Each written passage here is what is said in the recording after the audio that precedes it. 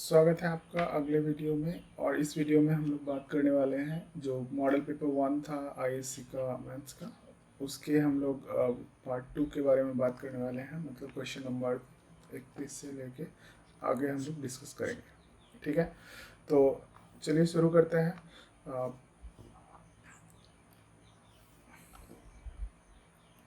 Question number 30 पे हम लोग काम करते हैं। तो क्वेश्चन नंबर 30 में क्या है कि integration of A to the power x, right, ये वाला फॉर्म है। तो फॉर्मूला ये लगेगा कि a to the power x D x का अगर आप इंटीग्रेशन करते हैं तो वो होता है a to the power x upon l n x होता है। ठीक है, एल एन ऑफ ए होता है, सॉरी, प्लस के। ठीक है तो या फिर लॉग भी यूज़ कर सकते हैं, कोई दिक्कत नहीं है, मतलब इंटरचेंजेबली यूज़ होता है, बट फॉर्मूला ये है, एल एन ए होता है। ठीक है, अब यहाँ पे देखिएगा तो क्या होगा, integration of 4 to the power x D x का हो जाएगा 4 to the power x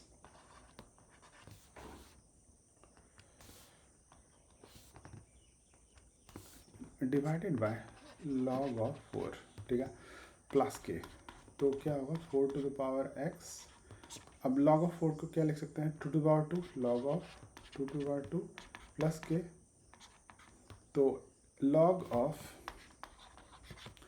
A to the power B equals to B log ए, ये फॉर्मूला होता है।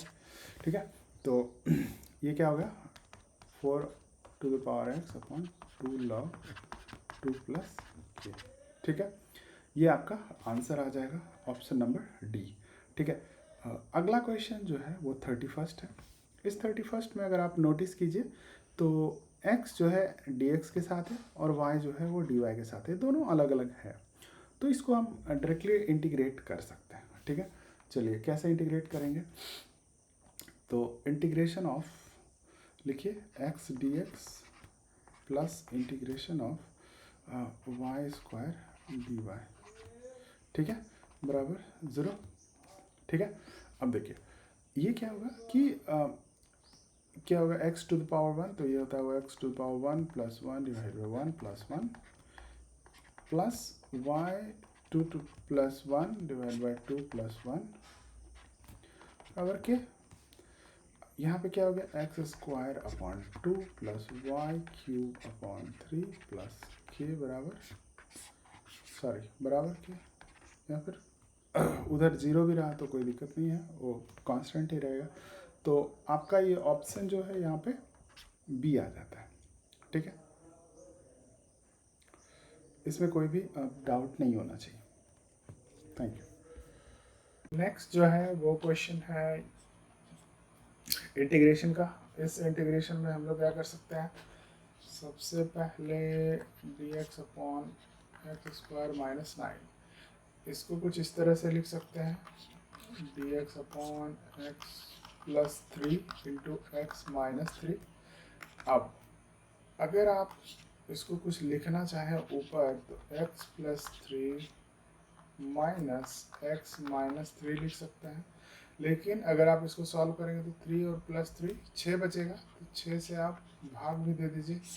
ठीक है, तो आप इस फॉर्म में आ जाएगा x plus 3 into x minus 3 और ये आ गया dx। अब आप इसको क्या कर सकते हैं, सेपरेट कर लीजिए इंटीग्रेशन ऑफ। तो थोड़ा सा मैं एक स्टेप लिख देता हूँ, x minus 3 into D X minus, ठीक है, integration of x minus 3 divided by x plus 3 into x minus 3 into D X. ये इसके साथ कट गया और ये इसके साथ कट गया, जो बचा ये बाहर में है 1/6, तो 1/6 into D X upon X minus 3 है, integration of minus integration of D X upon X plus 3 है। तो ये आएगा 1/6 into L N of X minus 3 minus L N of X plus 3। ठीक है, अब एल एन में जब निगेटिव में रहता है तो एक फार्मूला है आपका, वो क्या फार्मूला है, वो फार्मूला कुछ इस तरह का है कि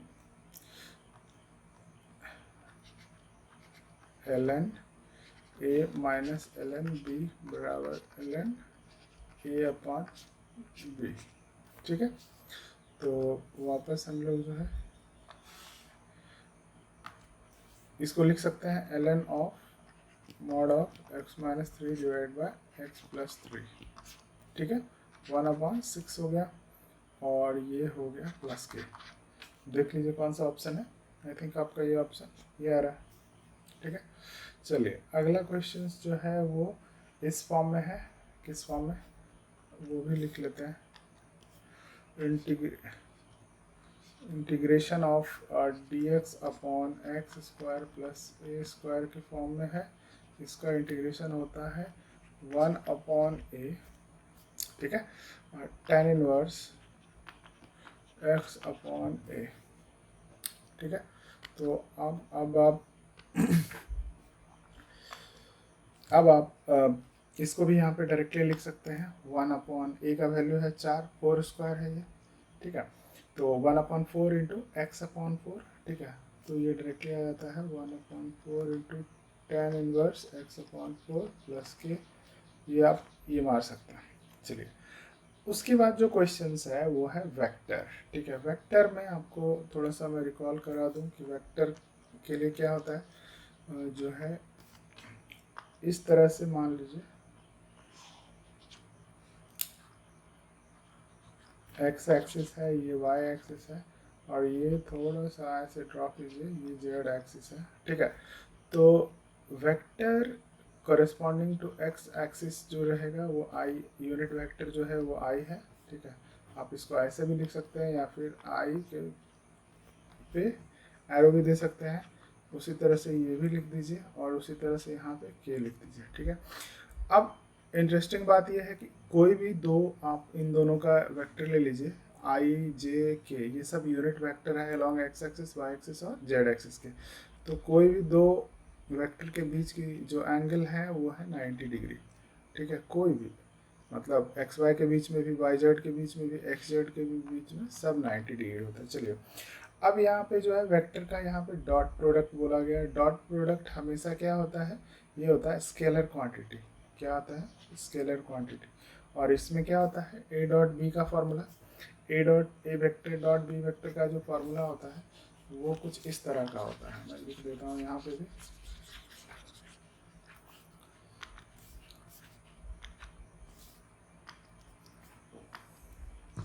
वो होता है A vector dot B vector बराबर mod of A mod of B into cos theta. ये थीटा जो है वो एंगल बिटवीन टू वेक्टर्स है, ठीक है। Theta is angle between A and B vector, ठीक है। अब हम इसको डायरेक्टली सॉल्व कर सकते हैं। वो कैसे, तो इसको सॉल्व कर सकते हैं। इसमें क्या होगा, ए का मॉड जो है वो 7 है, बी का मॉड 7 है, A into B into cos theta. Cos और दोनों के बीच आई वेक्टर और जे वेक्टर के बीच जो एंगल बनता है वो 90 डिग्री बनता है। ये 90 कॉस 90 का वैल्यू 0, तो बाकी सब कुछ 0 हो गया, तो ऑप्शन ये आ जाएगा। उसी तरह से अगला क्वेश्चन है जे डॉट के, बाहर में कुछ भी है तो 27 होगा, 9 इंटू 3 इंटू कॉस 90, कॉस 90 का वैल्यू 0, ऑप्शन आएगा डी। अगला जो क्वेश्चन है वो है मल्टीप्लिकेशन, डॉट प्रोडक्ट ही है, तो इसको हम लोग कैसे करेंगे सॉल्व, इसको थोड़ा एक्सपेंड कर दीजिए। इसको हम लोग लिख सकते हैं कि 4i vector into sorry dot 7i vector, ठीक है, minus 4i vector dot 8j vector and plus 4i vector dot 3k vector. अब देखिए इन दोनों में i और j है, तो i और j के साथ जो है क्या होता है 90 डिग्री बन जाएगा, तो ये वैल्यू 0 हो जाएगा, और उसी तरह से ये वैल्यू भी 0 हो जाएगा। तो जो बचेगा वो बचेगा ये। हमेशा वेक्टर में याद रखना है, अगर i के साथ आया है तभी कुछ वैल्यू आएगा, नहीं तो वो 0 आ जाएगा। i j के साथ आ गया तो 0, मतलब सेम। i के साथ आया तब भी कुछ वैल्यू आएगा, j के साथ है तब वैल्यू आएगा, k के साथ है तब वैल्यू आएगा। अब जैसे इसमें एग्जांपल था i के j के साथ आ गया, i j के साथ आ गया, तो ये सब वैल्यू क्या हो गया 0 हो गया। अब इसको मल्टीप्लाई कर दीजिए, 28 कॉस ऑफ, ये दोनों का एंगल 0 होता है, तो बराबर 28 आंसर आ गया आपका। ठीक है। अगला क्वेश्चन, अगला क्वेश्चन जो है इसमें है डॉट प्रोडक्ट ऑफ ये। ठीक है। अब इसको हम लोग कैसे निकालते हैं, इसको भी हम लोग वैसे मतलब निकाल सकते हैं इस तरह से। इसमें देखिए एक ये है, ठीक है, एक फार्मूला मैं बता दूं आपको, सॉल्व किया हुआ फार्मूला है, ऐसे आप निकाल भी सकते हैं। मान लीजिए a1i minus b1j plus b1j plus c1k, ये है dot a2i plus b2j plus c2k। ठीक है। अब देखिए, जब आप इसको गुना मतलब इसको सॉल्व कीजिएगा तो बहुत तरह के टर्म आएंगे। आई को आप डॉट प्रोडक्ट आई के साथ कर सकते हैं, आई के साथ करेंगे, फिर भी जे के साथ करेंगे, फिर के साथ करेंगे। ठीक है। सेम इसको आप प्रोडक्ट करेंगे आई के साथ, जे के साथ, के साथ। उसके बाद इसको आप मतलब डॉट प्रोडक्ट के साथ लिखेंगे, आई के साथ, जे के साथ, के साथ। तो इसमें जो बचेगा वो बचेगा आई वाला आई के साथ, मतलब ये बनेगा ऐसे a1 into a2 plus b1 into b2 plus c1 into c2। बस बचेगा यही वाला टर्म, बाकी सबके एंगल 0 हो जाए 90 हो जाएंगे और वो वैल्यू 0 हो जाएगा। ठीक है। चलिए अब इसी तरह से इसमें आप सॉल्व कीजिए। इस क्वेश्चन में आप सॉल्व करेंगे तो क्या है, 3 आई को आई के साथ, तो 3 गुना 2 प्लस -4 इंटू -3, बस और कुछ बचेगा ही नहीं। 3 दूनी 6 और ये 12, 18 ऑप्शन सी। चलिए अगला क्वेश्चन, अगला क्वेश्चन का भी फॉर्मूला मैं लिख देता हूँ। वो फॉर्मूला कुछ इस तरह का है कि कुछ भी a1i plus b1j plus c1k, इसका अगर आप मॉड निकालेंगे तो root over a1 square plus b1 square plus c1 square ये आता है। ठीक है। अब इसी तरह से इसमें निकाल लीजिए, क्वेश्चन नंबर 38 में 2 स्क्वायर प्लस -2 का होल स्क्वायर प्लस -1 का होल स्क्वायर, तो आ गया 4 प्लस 4 प्लस 1 का रूट बराबर रूट ओवर 9 बराबर 3। ठीक है। अगला क्वेश्चन जो है वो डेफिनेट इंटीग्रेशन का है। हमें पता है कि dx upon 1 plus x square का इंटीग्रेशन जो है वो क्या होता है, वो होता है tan इनवर्स x। ठीक है। dx upon 1 plus x square का जो इंटीग्रेशन वो होता है सीधा सीधा होता है tan इनवर्स x। अब आप इसमें वैल्यू रख दीजिए जो कि इंटीग्रेशन ऑफ 1 टू √3 है, dx upon 1 plus x square है। ठीक है। तो इसको आप क्या ले सकते हैं, tan इनवर्स x 1 से लेके √3 तक रखिए। सबसे पहले अपर वैल्यू रखते हैं, मैंने पिछले वीडियो में बताया था, tan inverse √3 minus tan inverse 1। ठीक है। अब tan इनवर्स √3 ये वैल्यू कैसे निकालते हैं थोड़ा सा मैं आपको समझा देता हूँ। वो वैल्यू ऐसे निकालते हैं कि मान लीजिए कि tan थीटा का वैल्यू x है या फिर सम k है, ठीक है, कांस्टेंट है, तो हम क्या कर रहे हैं कि tan इनवर्स इसके साथ लगाएंगे ना कांस्टेंट के साथ, तो ये थीटा आएगा, tan इनवर्स के बराबर थीटा। ठीक है। चलिए तो मतलब क्या है कि जो इसका आउटपुट आएगा, कोई किसी भी इनवर्स का जो वैल्यू आएगा वो हमेशा क्या होता है, एंगल होता है। ठीक है। ये आपको दिमाग में रखना है। ठीक है। अब tan इनवर्स √3 निकालना है, तो tan के किस थीटा का वैल्यू √3 होता है। ठीक है। ये आप कैसे निकालेंगे, तो थीटा बराबर होता है π/3, 60 डिग्री। tan 60 का वैल्यू √3 होता है, तो ये हो गया π/3। अब tan थीटा के कौन सा वैल्यू, थीटा के कौन से वैल्यू के लिए tan थीटा का वैल्यू 1 होता है, तभी तो tan इनवर्स 1 निकलेगा। ये होता है π/4। ठीक है। अब जब आप ये निकालेगा तो एलसीएम लीजिए, 12 4π माइनस 3π, ये हो गया π/12। आपको ऑप्शन ये आके तैयार है। ठीक है। अगला जो है वो है वेक्टर से, और वेक्टर जो से जो है इसको थोड़ा सा मैं अगले पेज में बताता हूँ। माइनस आई माइनस 2j माइनस 4k, ए वेक्टर बराबर माइनस आई माइनस 2j प्लस 4k, ठीक है। दूसरा वेक्टर माइनस 4k है, अच्छा ठीक है, minus 2i minus 3j, B vector बराबर माइनस 2i माइनस 3j, सब निगेटिव है इसमें, 3j, ठीक है। ये भी निगेटिव है, इसको निगेटिव यहाँ पे लिख देते हैं, ठीक है। अब जो पूछा जा रहा है वो ये पूछा जा रहा है कि mod of vector A plus vector B, ठीक है, ये कैसे निकालेंगे। ये क्या है, दो वेक्टर का सम है, जोड़ है, ठीक है। जोड़ के लिए हम लोग जैसे हम लोग अलजेब्रा में जोड़ करते थे, ठीक है, x को x के साथ, y को y के साथ, उसी तरह से यहाँ पे भी करेंगे। जो i वेक्टर वाले को है i वेक्टर के साथ जोड़ेंगे, और j वेक्टर को j वेक्टर के साथ जोड़ेंगे, ठीक है। तो सबसे पहले आप वेक्टर निकाल लीजिए कि a vector plus b vector होगा क्या, ठीक है। उसके लिए कुछ नहीं करना है, आप ऊपर नीचे लिख दीजिए सबको, माइनस आई माइनस 2j माइनस 4k, घटा हुआ भी रहेगा तो हम लोग वैसे ही करेंगे। अब बी वाले को लिखेंगे तो आई को आई के साथ लिखे सामने लिखेंगे, और जे को जे के सामने लिखेंगे, ठीक है। बस इधर कुछ है नहीं, इन दोनों को जोड़ेंगे तो -2 और -1, -3 आई आ गया, सेम -3 और -2 -5 आई जे आ गया। अब 4 के एज इट इज रह जाएगा। तो हमेशा याद रखना इसमें कौन सा मतलब ट्रिक यूज होगा कि आम को आम के साथ ही जोड़ना है, और ऑरेंज को ऑरेंज के साथ ही जोड़ना है, ठीक है। आम को बैगन के साथ नहीं जोड़ना है, ठीक है।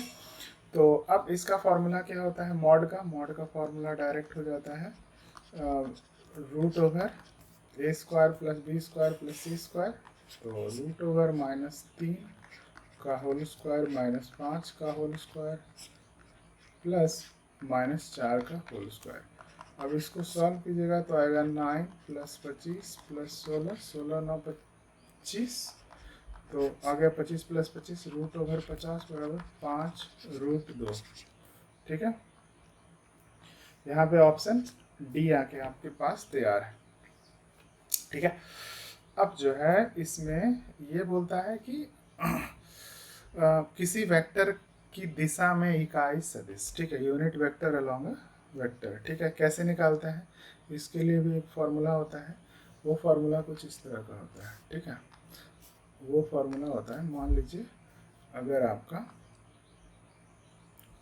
ठीक है, मान लीजिए अगर आपका कोई भी वेक्टर दिया हुआ है, वेक्टर दिया हुआ है ऐसे,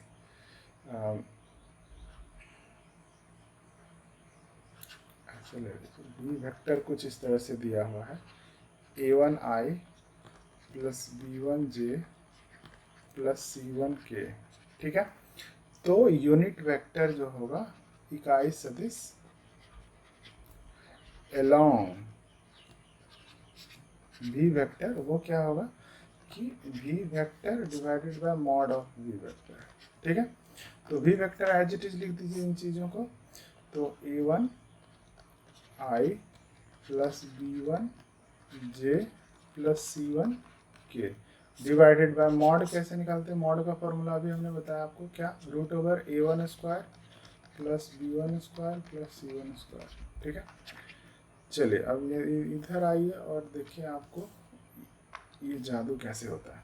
कुछ नहीं करना, ये ऊपर वाला एज इट इज रह जाएगा, इसी बटा में कुछ है, तो बटा में क्या है, a1 स्क्वायर, a1 है यहाँ पे, ठीक है, तो 1 का whole square, b1 square, b जो है वो -3 है, -3 का होल स्क्वायर प्लस c जो है वो 5 है, ये हो गया।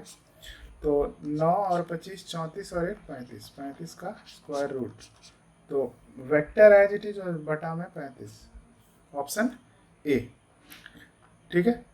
अगला जो क्वेश्चन है वो है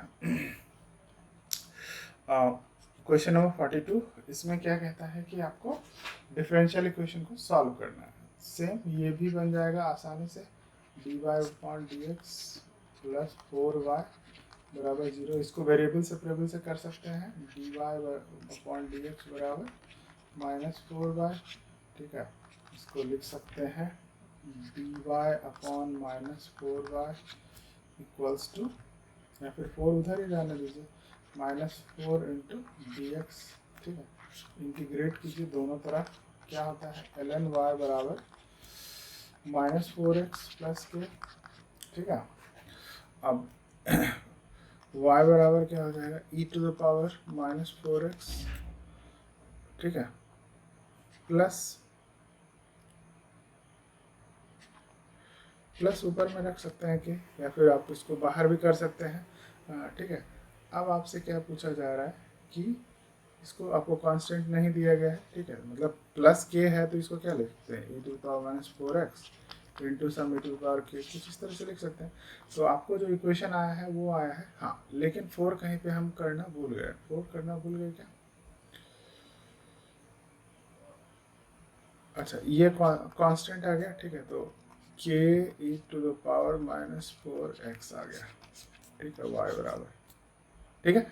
तो हमने क्या किया यहाँ पे, k into E to the power -4x आ गया, ऑप्शन आपका आ रहा है बी, ठीक है, ठीक है। यहाँ पे कोई वो नहीं है, दिक्कत नहीं है, क्योंकि यहाँ पे जो भी था 4 को हमने इधर ही रखा, ई टू द पावर आ गया, क्योंकि ln में था, ln में कुछ नहीं होता है, ln का बेस जो है वो क्या होता है e होता है, ठीक है।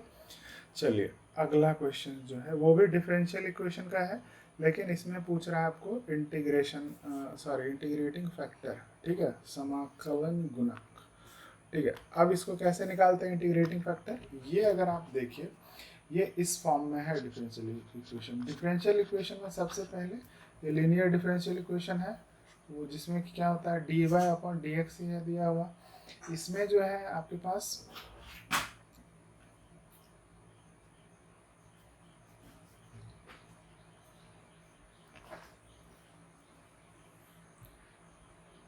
इसमें जो है आपके पास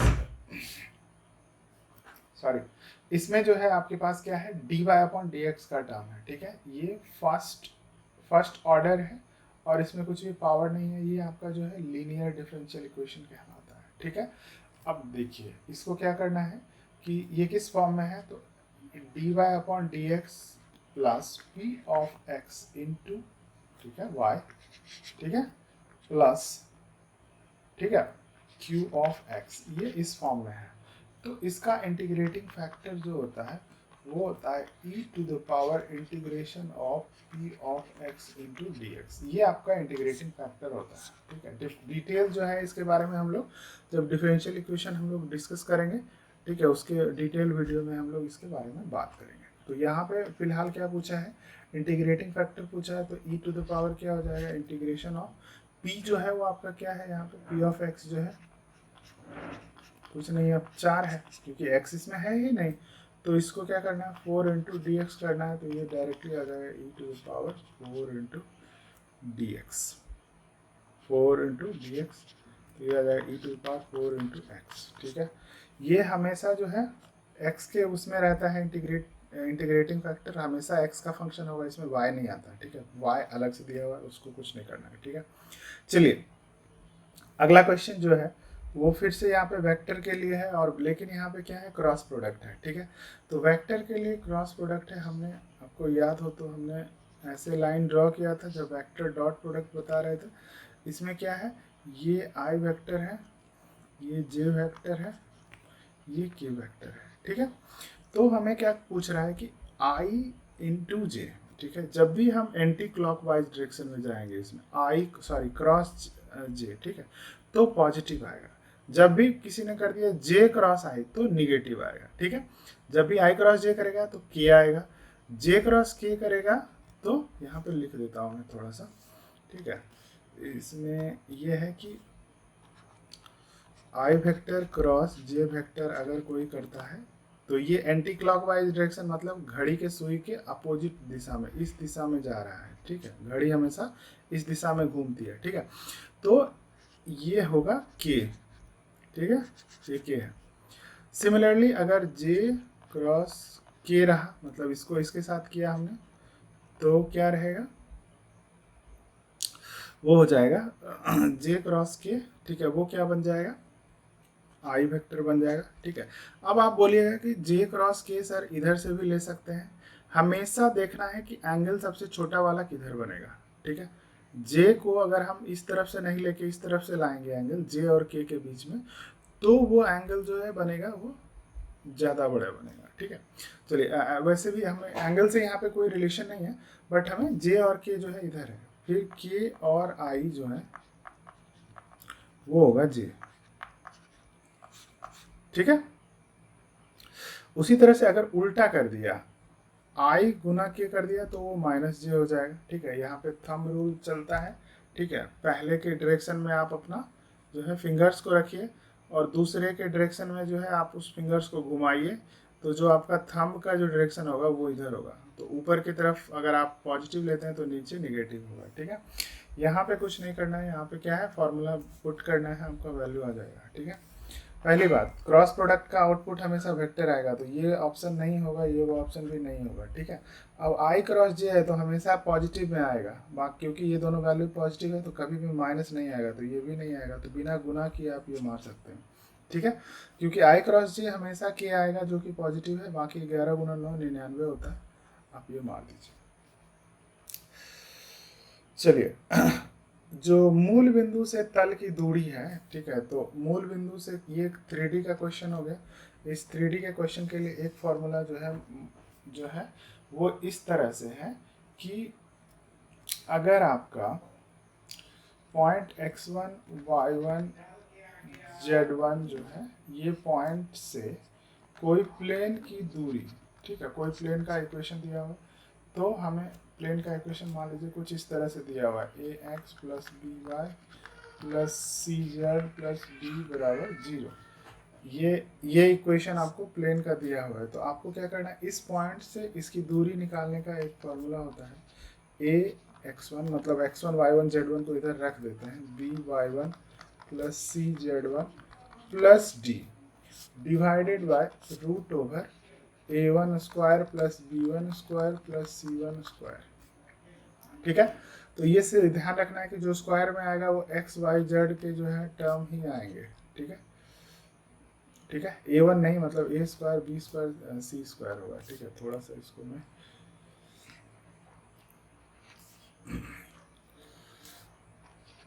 ठीक है, और अब जो है आपको क्या करना है, सेम आप देखिए यहाँ पे अप्लाई करके कि कैसे आप इसको सॉल्व करेंगे। तो ये बोल रहा है कि ऑरिजिन से कैसे, तो x1 y1 z1 जो है वो 0 0 0 रख देंगे, तो ए बी सी इधर कुछ भी रहे इससे कोई मतलब नहीं है। तो ऑरिजिन से दूरी के लिए डायरेक्टली हो जाएगा D upon root over A square plus B square plus C square. ठीक है, अब ए बी सी का वैल्यू कितना है, ए का वैल्यू है 3, बी का वैल्यू है 4, सी का वैल्यू है 5, सॉरी ये सी है, और डी का वैल्यू है 6। ठीक है, तो हमें तो मतलब है डी से, तो 6 upon root over 3 square plus 4 square plus 5 square. ठीक है, तो ये हो गया कि 6 अपॉन 2 रूट 5। ठीक है, ये हो गया 6 अपॉन 2 रूट 5, एक्चुअली 5 रूट 2 होगा। ठीक है, 25 दूनी 50, तो 5 रूट 2। ठीक है, क्योंकि अगर आप इसको सॉल्व कीजिए यहाँ पे 6 अपॉन 3 तिया 9 प्लस 16 25, 25 प्लस 25 50 रूट ओवर 50, तो ये आएगा 5 रूट 2। ठीक है, तो ऑप्शन आएगा आपका ए। ठीक है, अब चलिए अगला क्वेश्चन जो है, अगला क्वेश्चन जो भी है वो भी फॉर्मूला पे है। बोलता है कि आपको एंगल बिटवीन क्या करना है, एंगल बिटवीन जो है वो टू प्लेन, ठीक है ना, एंगल बिटवीन टू प्लेन, दो समतल के बीच का कोण। तो अब देखिए एंगल का जो फॉर्मूला होता है वो कुछ इस तरह का होता है, a1 a2 plus b1 b2 plus c1 c2। ठीक है, a1 a2 plus b1 b2 plus c1 c2। ठीक है,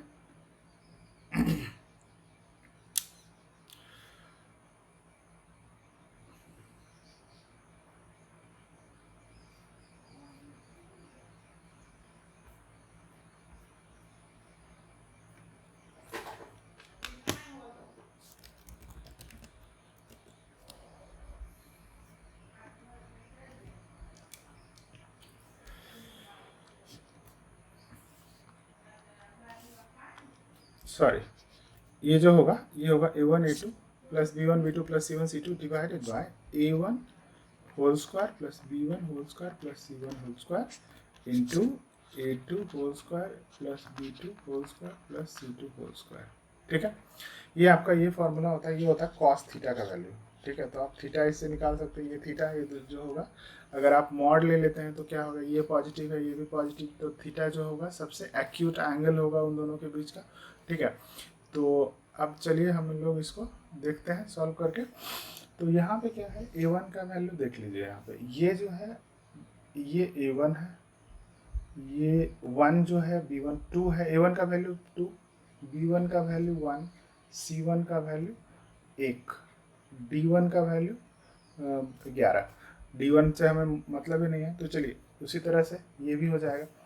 तो a1 a2 मतलब 2 गुना 1, ठीक है, तो आएगा बराबर 2 गुना 1 प्लस b1 b2 1 गुना -2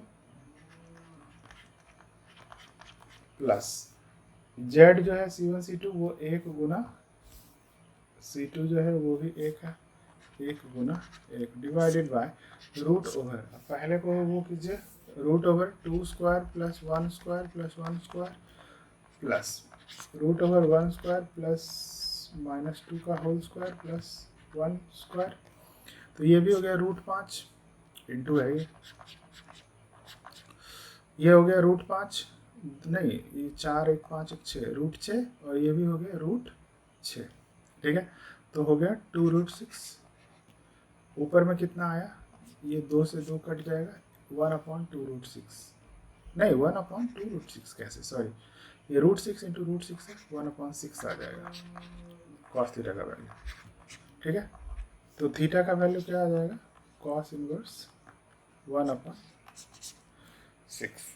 ठीक है, ऑप्शन ए। चलिए अगला क्वेश्चन जो है वो है दिक् कोज्याय का अनुपात। ठीक है, दिक् कोज्याय जो सॉरी दिक् अनुपात वाले रेखा के दिक् कोज्याय मतलब डायरेक्शन रेशियो दिया हुआ है, आपको डायरेक्शन कोसाइन पूछ रहा है।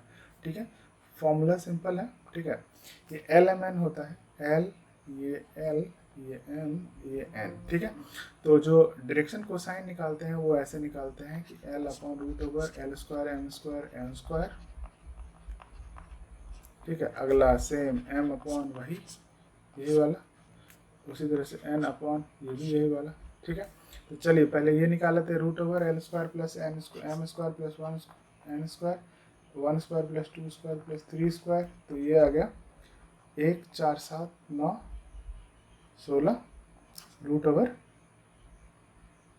सॉरी 9 4 13 1 14, 1 4 5 और 9 14, हाँ तो √14 आएगा। ठीक है, देख लीजिए किसमें है √14, 1/√14, 2/√14, 3/√14, ऑप्शन सी।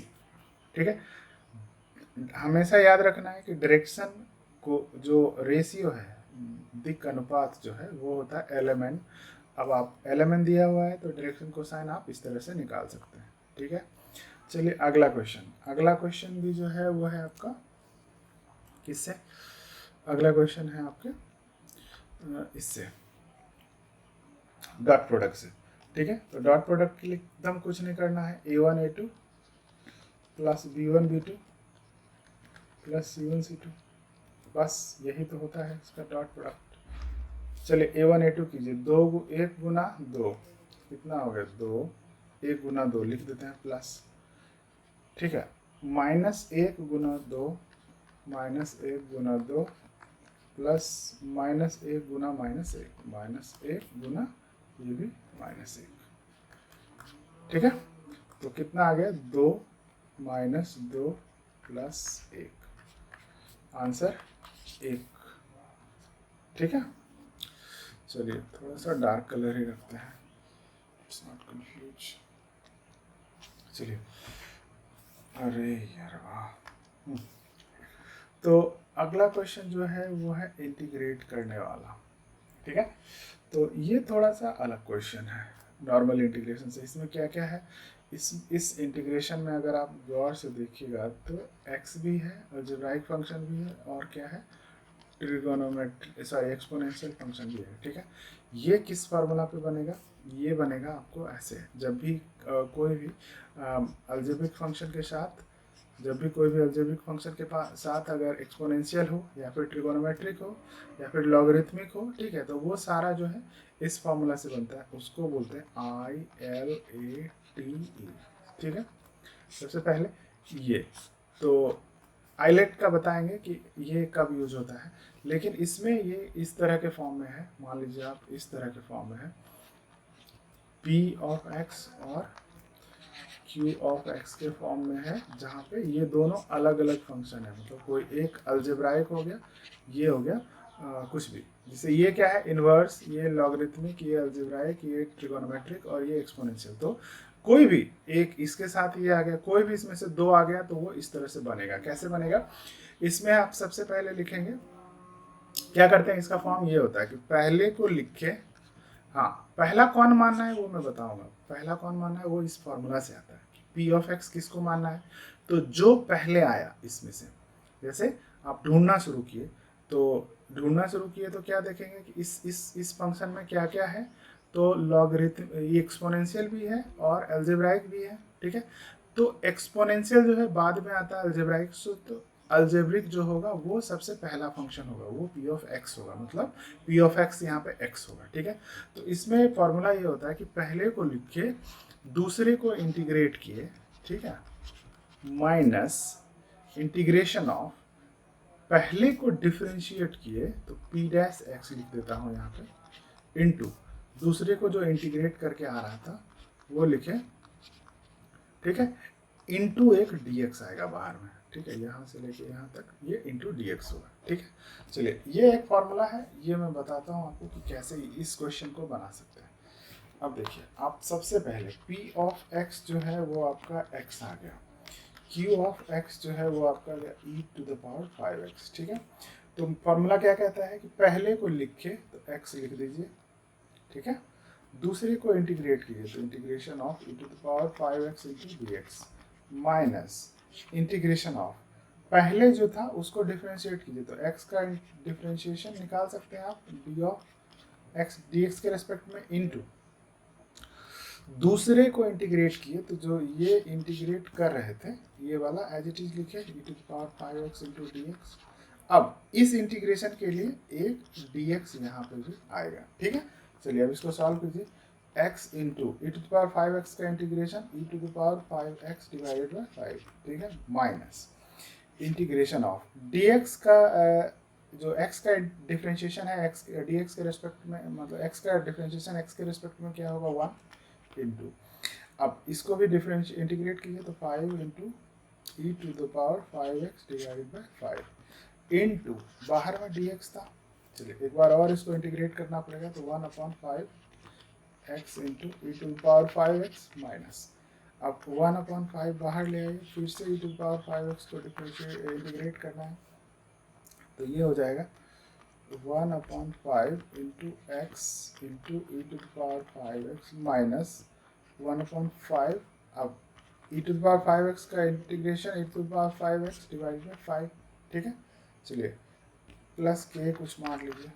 ठीक है, तो अब आप यहाँ पे देखिए कि 1/5 ई टू द, सॉरी इसको थोड़ा सा सॉल्व कर लेते हैं, तो ये आता है कुछ इस तरह से आपका 1/5 x E to the power 5x minus 1/25 E to the power 5x plus K. ठीक है, तो हमें क्या करना है, हाँ हमें क्या करना है कि इसको सॉल्व करना है थोड़ा सा, तो 25 LCM आ जाएगा। अब इसको इधर मल्टीप्लाई करेंगे तो 5x, ठीक है, E to the power x 5x common ले लीजिए दोनों में, माइनस 5x माइनस 1 आ गया प्लस के। ठीक है, यही तो आपका आ गया 1/25 E to the power 5x minus 1, ये रहा। ठीक है, चलिए अगला क्वेश्चन जो है वो फिर से डॉट प्रोडक्ट है, इसमें भी कुछ नहीं करना है, 7 दूनी 14 लिख दीजिए, -3 गुना plus 3 minus 9 plus 1 into minus 5 minus 5 0। दोनों के बीच कितना एंगल हो जाएगा, दोनों वेक्टर के बीच 90 डिग्री होगा। पूछा नहीं है लेकिन अगर सॉरी क्रॉस प्रोडक्ट अगर 0 हो गया, ठीक है, तो आप 90 डिग्री आप एंगल होगा, ठीक है। चलिए अगला क्वेश्चन जो है बोल रहा है कि किसी की दिक्कोजाएं ऐसी हैं तो x का वैल्यू बताइए, ठीक है। अब देखिए x का वैल्यू आप कैसे, ये क्या होता है, दिक्कोजाएं का रिलेशन जो होता है वो इस तरह से होता है, दिक्कोजाएं का जो रिलेशन है वो इस तरह से होता है, a upon root over A square plus B square plus C square होता है। दूसरा होता है b upon root over A square plus B square plus C square होता है। तीसरा होता है c upon root over A square plus B square plus C square. अब आपको क्या दिया हुआ, root over A square plus B square plus C square दिया हुआ, तो लिख दीजिए रूट ओवर ए स्क्वायर, तो ए स्क्वायर लिख दीजिए 3 का होल स्क्वायर प्लस 4 का स्क्वायर प्लस एक्स स्क्वायर बराबर कितना है, रूट 61 है। दोनों तरफ रूट रूट चल जाएगा, 3 तिहाई 9 और प्लस 4 चौक 16, 16 9 25, तो 25 प्लस एक्स स्क्वायर बराबर 61, एक्स स्क्वायर बराबर 61 में 25 घटाइए, 25 6 31 3, तो एक्स का वैल्यू कितना आ जाएगा 6। अब डायरेक्शन को साइन क्या होता है, 6 बटा रूट ओवर ये, तो 6 बटा रूट 61, ठीक है आंसर, इसमें कोई डाउट नहीं होना चाहिए। चलिए अगला क्वेश्चन, अगला क्वेश्चन जो है वो बोल रहा है कि थोड़ा इंटरेस्टिंग क्वेश्चन है। ये इंटरेस्टिंग क्वेश्चन इसलिए है क्योंकि इस तरह से दिया हुआ है, ये क्या है, 3 वेक्टर दिया हुआ है, vector A dot B cross C. अब देखिए बोला ये जा रहा है, ऑप्शन में आपको ये दिया गया है कि ये सारा अदिश है, अदिश मतलब ये सारा स्केलर है, ठीक है। तो स्केलर है, इसका क्या मतलब हुआ, अब देखिए थोड़ा समझिए, पहले कौन सा गुना होगा, पहले डॉट प्रोडक्ट करें कि क्रॉस प्रोडक्ट करें, इसमें समझिए। मान लीजिए पहले आप डॉट प्रोडक्ट करते हैं तो ये अदिश हो जाएगा, अब अदिश को किसी सदिश से मल्टीप्लाई करेंगे तो आंसर सदिश आना चाहिए, जो कि है नहीं। इसमें देखेंगे कि ये अगर आप क्रॉस प्रोडक्ट पहले करते हैं तो 2 सदिश आएगा, 2 सदिश का गुना सदिश, और इस सदिश को फिर इससे डॉट करेंगे तो अदिश आएगा, तो सबसे पहले ये मल्टीप्लाई करेंगे, ठीक है। चलिए अब इस मल्टीप्लिकेशन में सबसे अच्छी बात जो होती है,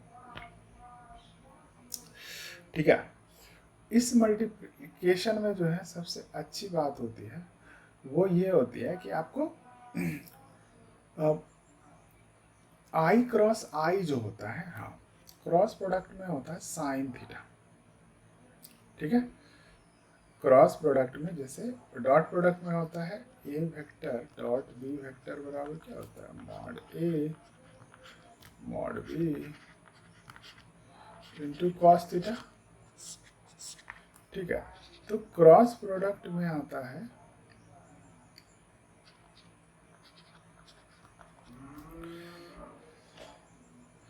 नहीं, इसमें sine theta, sorry my bad, जो क्रॉस प्रोडक्ट है वो हम इस तरह से निकालेंगे, कैसे थोड़ा सा देख लेते हैं, माय बैड। क्या करेंगे कि लिखिए आप क्वेश्चन को कि आई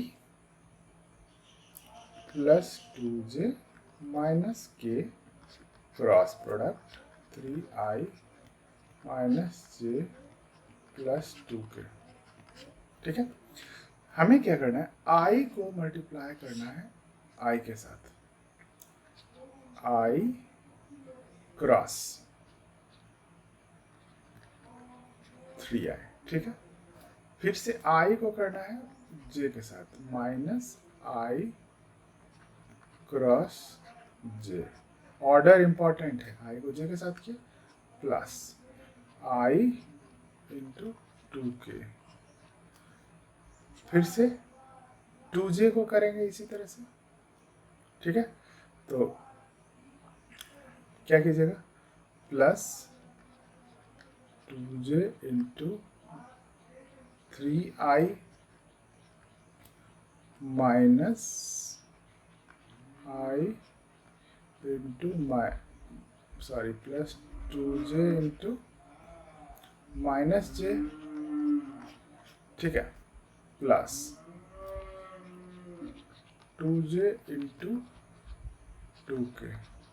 ठीक है, अब अगली बार जो लिखेंगे वो लिखेंगे माइनस के को मल्टीप्लाई करेंगे तो माइनस के। ठीक है,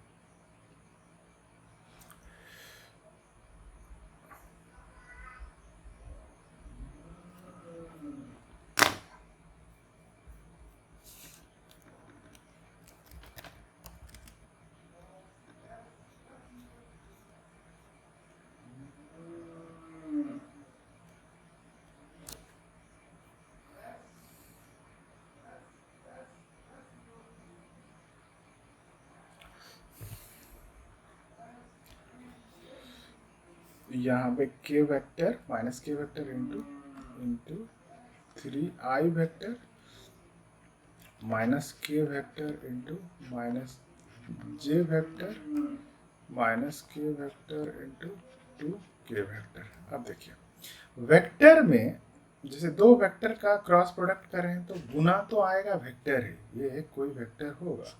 ठीक है, लेकिन इसका मैग्नीट्यूड क्या होगा, मैग्नीट्यूड जो होगा वो ए वेक्टर का मैग्नीट्यूड इंटू बी वेक्टर का मैग्नीट्यूड इंटू साइन थीटा।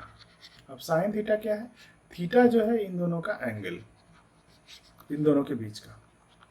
ठीक है, चलिए अब देखिए इस गुना में जो मैंने साइन थीटा वाला बात बोला था वो है कि आई क्रॉस आई है तो इन दोनों के बीच में थीटा का वैल्यू आई और आई के बीच में 0, तो ये टर्म खत्म हो गया। उसी तरह से जे वाला टर्म खत्म हो गया, उसी तरह से के वाला टर्म भी खत्म हो गया। ये सब जो भी गुना है ये सब क्रॉस प्रोडक्ट है, यहाँ पे कहीं भी डॉट प्रोडक्ट नहीं है। ठीक है, ये माइनस था और ये क्रॉस प्रोडक्ट है, सब यहाँ पे भी ये क्रॉस प्रोडक्ट है। ठीक है, तो अब लिखिए बाकी की चीज़ों को। ठीक है, अब बोल रहा है माइनस आई गुना जे। ठीक है, थोड़ा सा आई जे के को इधर लिख देते हैं। ठीक है, आई जे के, आई गुना जे तो ये हमेशा के आएगा, लेकिन चूंकि माइनस था इधर तो माइनस लिखे प्लस। अब बोल रहा आई गुना के तो ये हो गया माइनस जे, माइनस आई गुना 2k तो माइनस 2 ऑफ जे। ठीक है, अब j गुना आई, j गुना आई भी क्लॉकवाइज में आ गया, वो भी निगेटिव तो माइनस 6k। ठीक है, j गुना k ये पॉजिटिव में ही रहेगा प्लस 4i। अब ये k गुना i ये भी पॉजिटिव रहेगा तो माइनस 3 इंटू जे। अब k गुना j तो ये निगेटिव हो जाएगा, लेकिन ये माइनस माइनस ऑलरेडी प्लस था। ठीक है, ये माइनस माइनस ऑलरेडी प्लस था तो माइनस ही रहेगा और ये आई वेक्टर। ठीक है, चलिए अब अलग कर दीजिए आई को आई के साथ तो 4i माइनस आई ये 3i। ठीक है, जे को अलग कीजिए तो माइनस 5j और यहाँ पे जो है वो है माइनस 7k। ठीक है, अब बोल रहा है इसको डॉट प्रोडक्ट उसके साथ 2। ठीक है, डॉट में इधर उधर से सीक्वेंस मैटर नहीं करता, क्रॉस प्रोडक्ट में खाली मैटर करता है प्लस 4k। ठीक है, चलिए मल्टीप्लाई कीजिए a1 a2 3 गुना 2 6, b1 b2 5 गुना 3 15 प्लस ये 7 चौक 28, लेकिन वो निगेटिव है 28 तो 15 चौक 21 माइनस 28 माइनस 7। आंसर आपका बी आके तैयार है। ठीक है, थोड़ा सा कैलकुलेशन में वो था, लेकिन ये थोड़ा क्वेश्चन मतलब कैलकुलेशन इसमें करना था, लेकिन बाकी कॉन्सेप्ट बिल्कुल सिंपल। ठीक है, चलिए अब देखिए अगला जो क्वेश्चन है वो क्वेश्चन क्या कहता है। चलिए इसको मिटा देते हैं।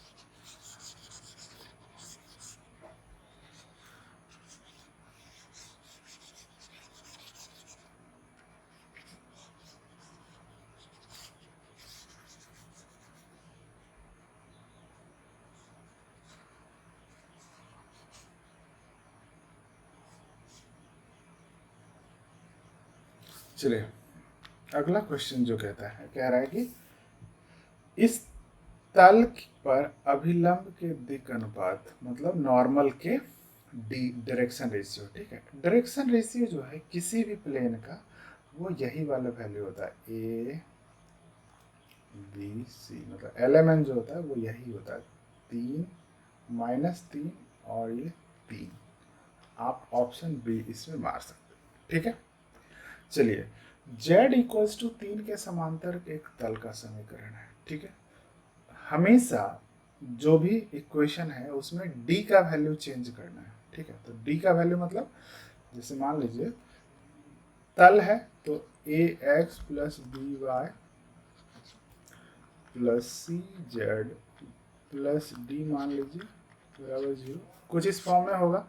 तो अगर आपको इससे पैरेलल कुछ पूछा तो कुछ नहीं करेंगे, आंख बंद करके ax plus B Y plus C Z लिखेंगे प्लस d1 लिख देंगे, ये दोनों पैरेलल होगा, सीधा सीधा बात है, ठीक है।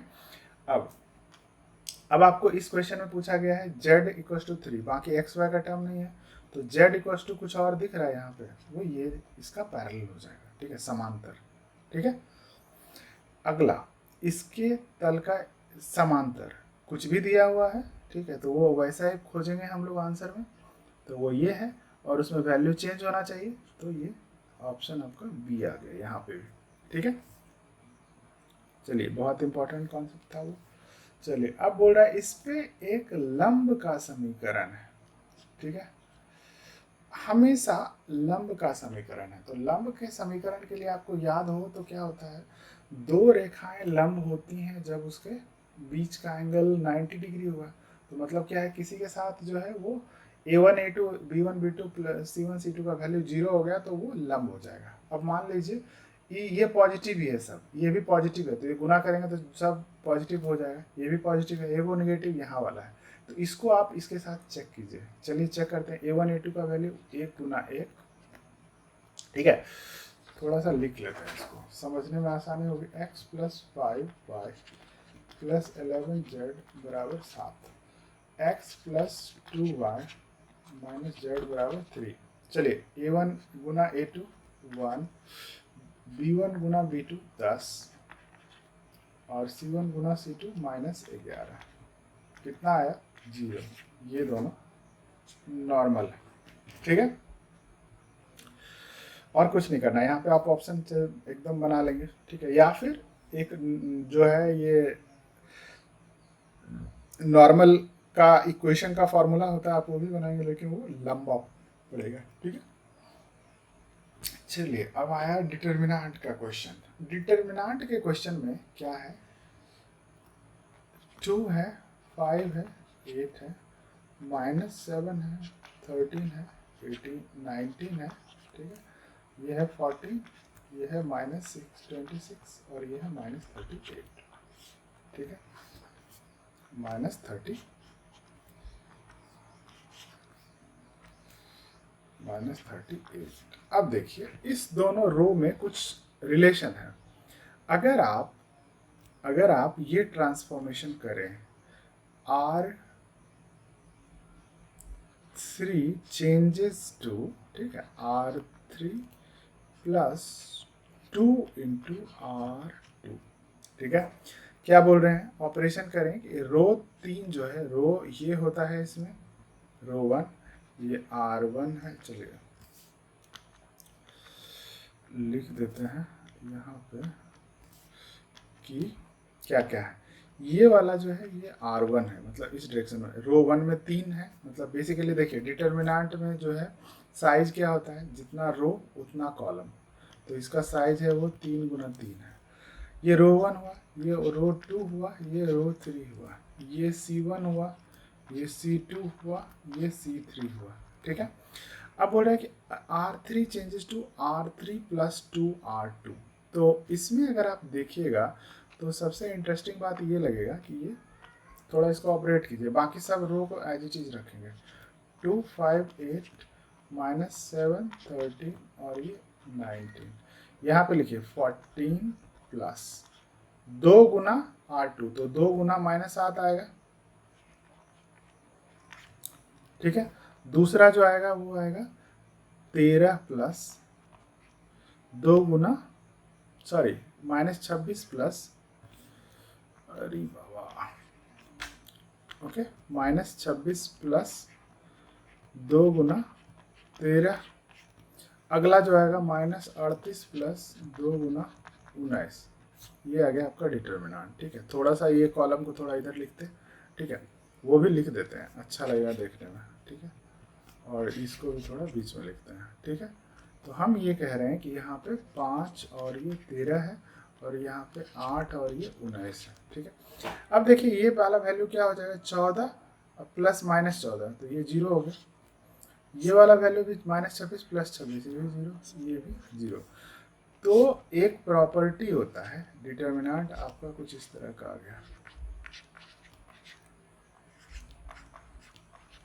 एक प्रॉपर्टी होता है डिटर्मिनेंट का, अगर किसी डिटर्मिनेंट का कोई भी एक रो या कोई भी एक कॉलम के सारे एलिमेंट अगर 0 हैं तो उस डिटर्मिनेंट का वैल्यू 0 हो जाता है।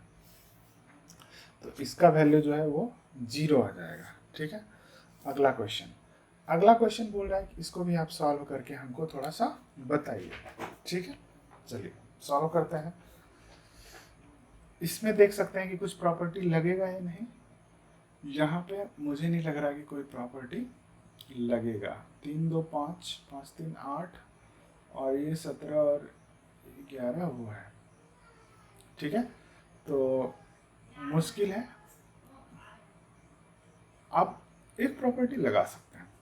ठीक है, एक प्रॉपर्टी ये लगा दीजिए। एक कोई देखिए, डिटर्मिनेंट में क्या है, जितना रो और कॉलम में 0 आ जाए वो ज़्यादा बेहतर है। ठीक है, इसमें एक प्रॉपर्टी ये लगा सकते हैं कि ये 6 है, ये 3 है, तो इसको अगर R2 को चेंज कर दें, R2 - 2R1, तो ये और आपका क्या बन जाएगा डिटर्मिनेंट।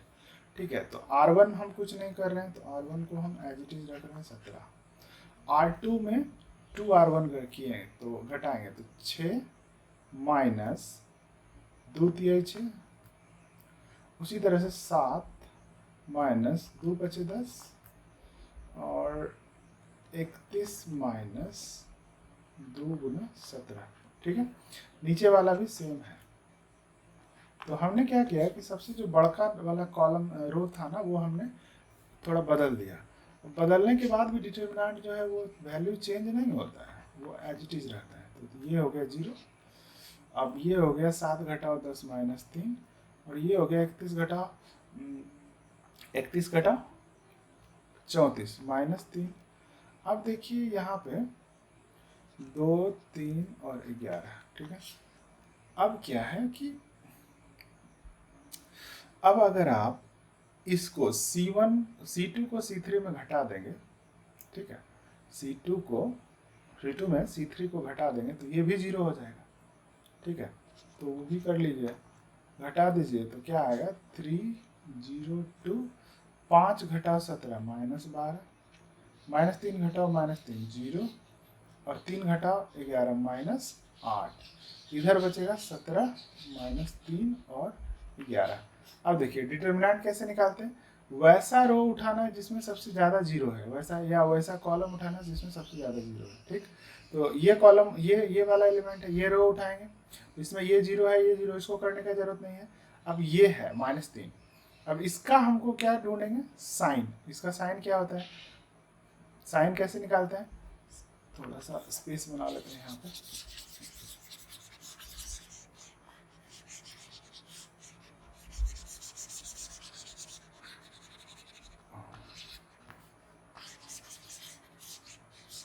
ठीक है, साइन निकालने के लिए क्या करते हैं, ये जो होता है ये होता है ऐसे, पहला पॉजिटिव होता है, उसके बाद ऑल्टरनेट निगेटिव होता है, फिर पॉजिटिव है तो यहाँ पे निगेटिव, यहाँ पे पॉजिटिव, यहाँ निगेटिव, यहाँ पॉजिटिव, यहाँ निगेटिव, यहाँ पॉजिटिव। ठीक है, ऐसे करके होता है।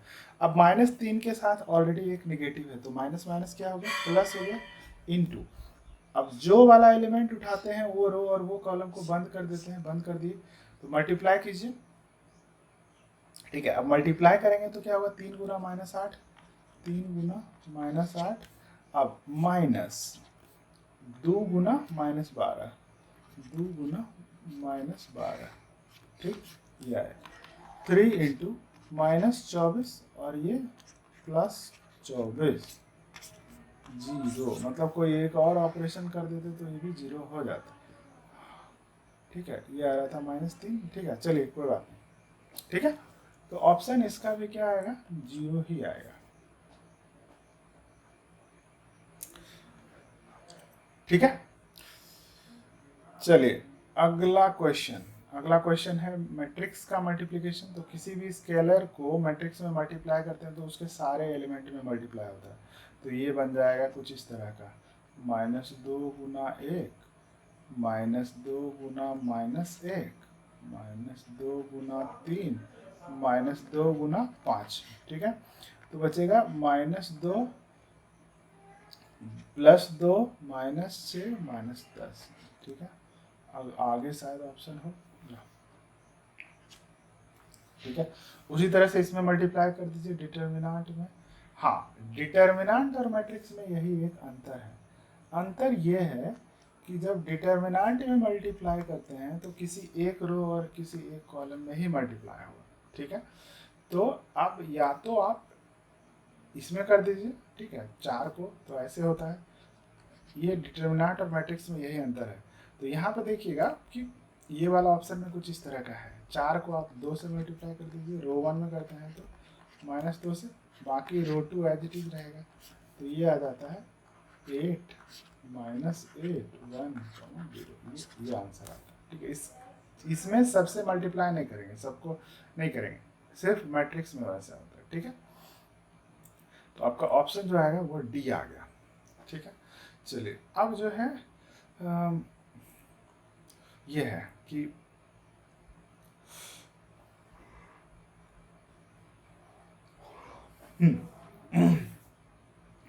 मैट्रिक्स का मल्टीप्लिकेशन है।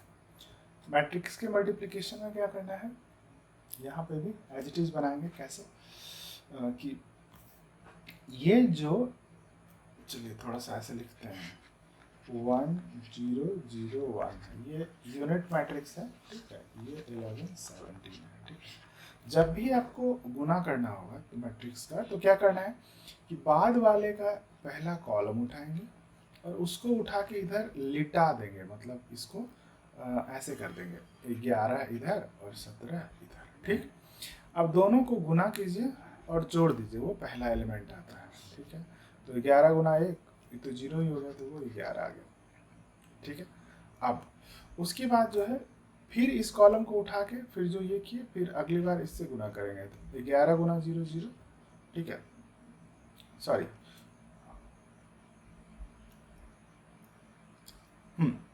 ठीक है। तो 11 गुना 0 0 और 17 गुना 1 17, ठीक है। तो अब आ गया आपका सेम मैट्रिक्स, बस क्योंकि दूसरा रो है, दूसरा कॉलम है नहीं इधर, ठीक है। तो जो एक्चुअली ये होता है, किसी भी मैट्रिक्स को यूनिट मैट्रिक्स से मल्टीप्लाई करते हैं तो वो वही मैट्रिक्स बनता है, ये एक प्रॉपर्टी होता है, ठीक है। वो प्रॉपर्टी इस तरह से होता है। यूनिट मैट्रिक्स को क्या लिखते हैं, ए इंटू, सॉरी आई लिखते हैं यूनिट मैट्रिक्स को। तो कोई भी मैट्रिक्स ए है, अगर आप मल्टीप्लाई करते हैं तो आपका वही मैट्रिक्स आता है। उसी तरह से आई इंटू ए बराबर भी ए ही होता है, ठीक है। ये दो प्रॉपर्टी है मैट्रिक्स का, ठीक है। चलिए आगे, अब बोल रहे हैं कि ये डिटर्मिनेंट निकाल दीजिए हमको। ये डिटर्मिनेंट निकाल सकते हैं, ठीक है। कैसे, अब इसमें देखिए सारा नॉन जीरो है, आपको थोड़ा सॉल्व कर लेना है। सॉल्व हम कैसे करेंगे, सेम, एक जीरो है, चलिए इसको ऐसे ही सॉल्व करते हैं, ठीक है। ये वाला उठाएंगे जिसमें सबसे ज़्यादा वो है, तो मान लीजिए पहले को उठाते हैं, तो -6, क्योंकि ये निगेटिव है, ठीक है। फिर प्लस ये निगेटिव है, तो -6 को लेते हैं, तो ये वाला रो बंद कर दीजिए और ये वाला कॉलम बंद कर दीजिए। तो क्या होगा, 21 63 -15 5 75, ठीक है। चलिए दूसरा जो आएगा सेट, दूसरा जो आएगा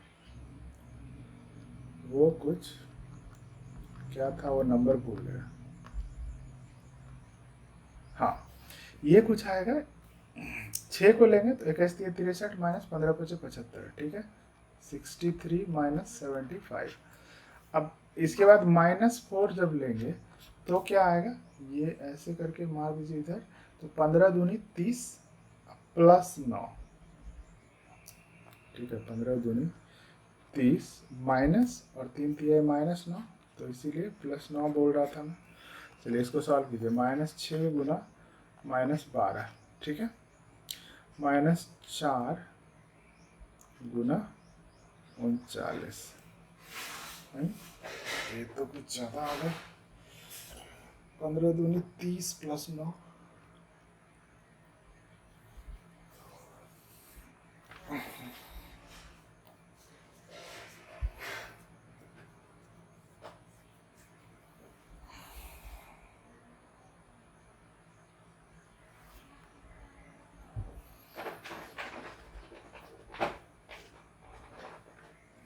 सॉरी इसको सॉल्व करते हैं। 12 चौक 72 माइनस 9 चौक 36 की 6 बचे 3 4 3 12 3 15, ठीक है तो माइनस होगा तो 4 आ गया और 8 आ गया, तो -84, सॉरी सेम ही था। अब देखिए इस क्वेश्चन में जो है वो इस तरह से है कि एडजॉइंट हम लोग कैसे निकालते हैं। तो एडजॉइंट जो है निकालना बिल्कुल आसान है 2D मैट्रिक्स के लिए। एटलीस्ट क्या करते हैं इसमें हम लोग, जो दिया हुआ मैट्रिक्स है वो इस तरह से 3 7 5 9 है, ठीक है। तो इसके लिए जो एडजॉइंट होगा वो एडजॉइंट, पहली बात तो एडजॉइंट हमेशा निकालते हैं स्क्वायर मैट्रिक्स का, ठीक है। दूसरी बात जो है एडजॉइंट निकालने के लिए जो मैट्रिक्स होगा एडजॉइंट निकालने के बाद उसका भी डायमेंशन सेम होगा, तो इसका डायमेंशन कितना है 2/2, तो वो भी 2/2 होगा, ठीक है। अब उसके लिए क्या करते हैं, पहले एलिमेंट जो यहाँ पे लिखेंगे उसके लिए क्या करेंगे, ये रो और ये कॉलम को आप मतलब भूल जाइए, ठीक है। अब क्या करेंगे कि इसको हम लोग इसके साइन के साथ, जैसे ये हमारा प्लस है, इसको मैं निकाल रहा हूँ तो ये क्या आएगा, प्लस के साथ ये वाला एलिमेंट हम लिखेंगे तो ये 9 आ गया, ठीक है। उसी तरह से 5 को वो कीजिए, 5 के लिए सेकंड एलिमेंट के लिए क्या करेंगे, तो 5 को ये कर दिए तो 7 बचा, तो यहाँ पे 7 आएगा, लेकिन 5 का जो साइन है वो है निगेटिव, तो ये -7 आएगा। निगेटिव कैसे है sign, plus minus alternate sign होता है, प्लस माइनस, ठीक है। तो ये हो गया। अब दूसरी बात है, अगली बार जब हम 7 के लिए लेंगे तो 7 के लिए ये रो हमने एक कॉलम हटा दिया, ये रो हटा दिया, तो बचेगा क्या 5, लेकिन 5 आएगा माइनस के साथ, ठीक है। उसी तरह से 9 को जब हम लेंगे तो ये कॉलम और ये रो हटा दिया तो बचेगा क्या 3, लेकिन 3 को लेंगे इसके साइन के साथ तो जो प्लस है, ठीक है। ये एक मैट्रिक्स आया। अब इसका हम लोग क्या करेंगे, ट्रांसपोज निकालेंगे, ठीक है। ट्रांसपोज कैसे निकालते हैं, ट्रांसपोज निकालते हैं ऐसे, लिख देता हूँ मैं फॉर्मूला, कि अगर कोई ऐसा मैट्रिक्स है ABCD तो ट्रांसपोज होता है 8 ट्रांसपोज, ठीक है, होता है रो को कॉलम में बदल दीजिए, तो पहला रो है वो पहला कॉलम बन जाएगा, तो पहला कॉलम A B, दूसरा रो है वो दूसरा कॉलम बनेगा ऐसे करके, ठीक है। उस रो को कॉलम में बदल देते हैं, रो और कॉलम को इंटरचेंज करना है, ठीक है। अब इसका ट्रांसपोज क्या करेंगे, पहला रो, तो पहला रो क्या आएगा 9, -7, दूसरा रो वो दूसरा कॉलम बनेगा तो 5 और ये 3, ठीक है। तो आपका जो ऑप्शन है वो ऑप्शन आएगा B, ठीक है। उसी तरह से सेम यही तरीका हम लोग अपनाते हैं 3x3 मैट्रिक्स के एडजॉइंट के लिए, ठीक है। लेकिन वो आपको अभी क्वेश्चन में नहीं दिया हुआ है, तो आप इसी तरह से आपको निकालना है। मोस्टली आपको 2x2 का ही देगा, क्योंकि वो आसान होता है निकालना। 3x3 के लिए थोड़ा सा टाइम लगता है, वो आपको लॉन्ग क्वेश्चन में 5 मार्क्स के क्वेश्चन में दिया जा सकता है। ओके, आगे बढ़ते हैं।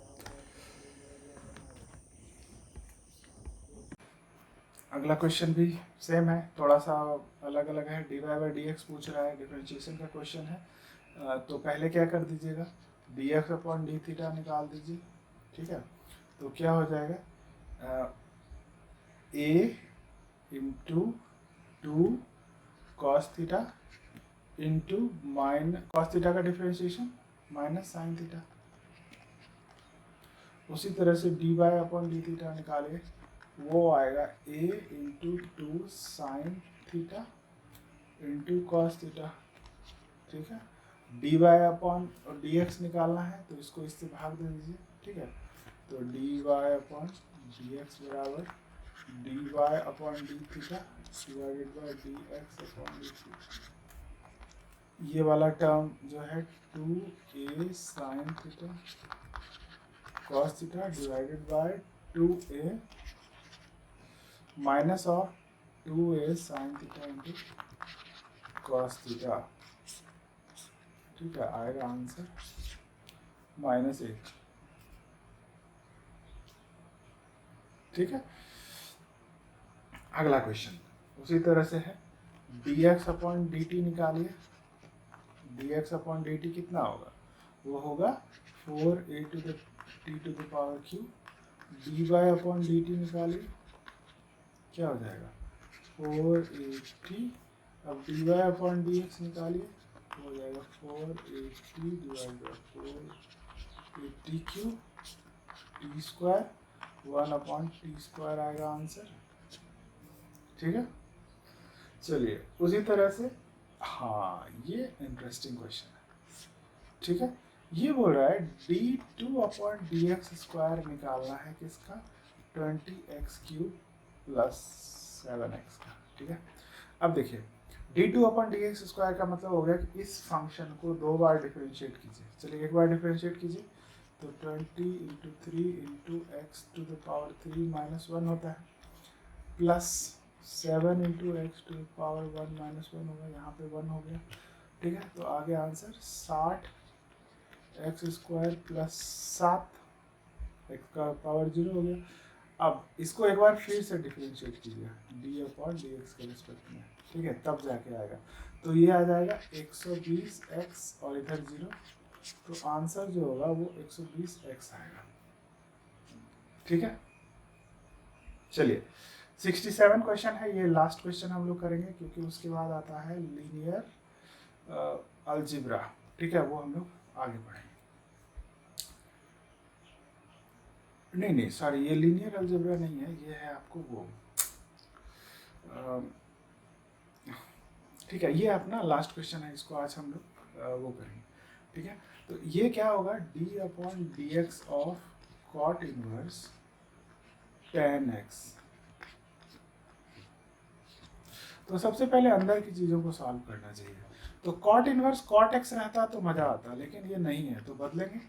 कॉट इनवर्स इसको क्या लिखते हैं, 10x को कॉट ऑफ π/2 माइनस x, ये लिख सकते हैं।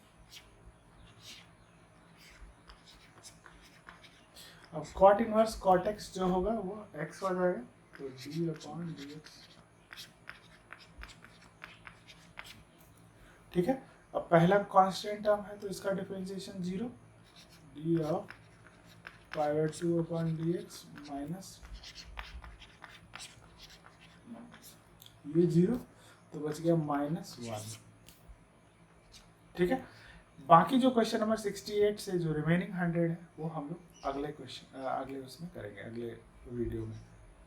अगर आपने अभी यहाँ तक वीडियो को देखा है तो और आपको कुछ भी कहीं पे भी समझने में दिक्कत है तो आप ज़रूर पूछें कमेंट सेक्शन में। ठीक है, और अगर ये वीडियो पसंद आया हो तो इसे लाइक करें, सब्सक्राइब करें और ज़्यादा से ज़्यादा शेयर करें। Thank you.